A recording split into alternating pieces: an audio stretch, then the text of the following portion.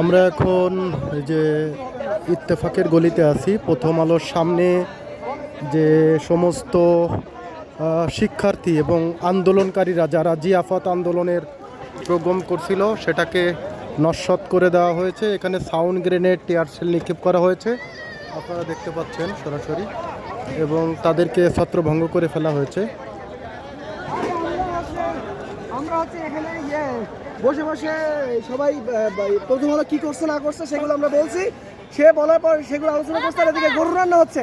আমরা 1 ঘন্টা সময় চাইছি যে 1 ঘন্টার মধ্যে আমরা কিচ্ছু করবো না, আমরা কিছুই করতেছি না। সারার পুতরা সারা হচ্ছে বলতেছে খালি করতে হবে, উপর থেকে চাপ আছে, এইটা আছে ওইটা আছে। তারপরে হঠাৎ করে বাঁশি বাজায়, আমি আর্মির সাথে কথা বলতেছি, আর্মি অফিসাররা শান্ত আছে, হঠাৎ করে তারা পুলিশরা বাঁশি বাজায় হচ্ছে ইয়ে করে দিল। তারা হচ্ছে টিয়ারশেল, সাউন্ড গ্রেনেড কারা মারছে? আমাকে নিজে মারছে। পুলিশ সেনাবাহিনী মারছে। আমি আর মোবাইল বাঁকা করে ফেলছে, আমার পাশে লাল করে দিয়েছে মেরে।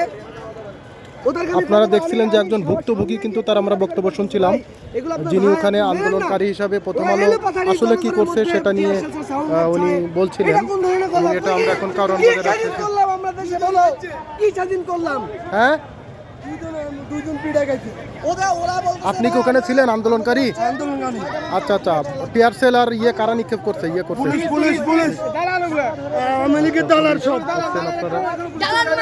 এবং তারা বলছে যে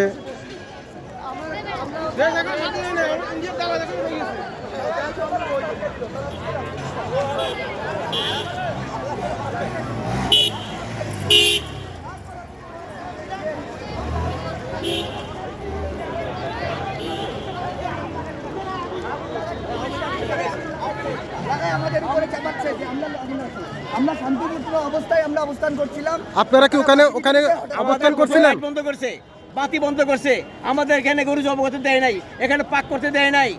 এগুলা ভারতীয় রয়ের দালাল, এগুলা মোদির দালাল, এগুলা হাসিনা দালাল সন্তান। আপনাদের উপর হামলা করছে কারা?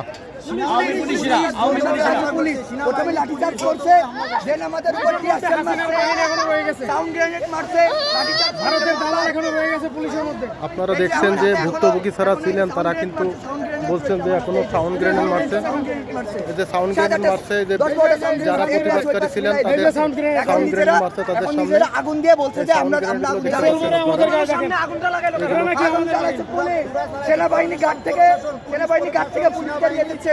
সেনা পুলিশ আমাদের উপরে হামলা চালাইছে, লাঠিচার্জ করছে, মারছে আমাদেরকে।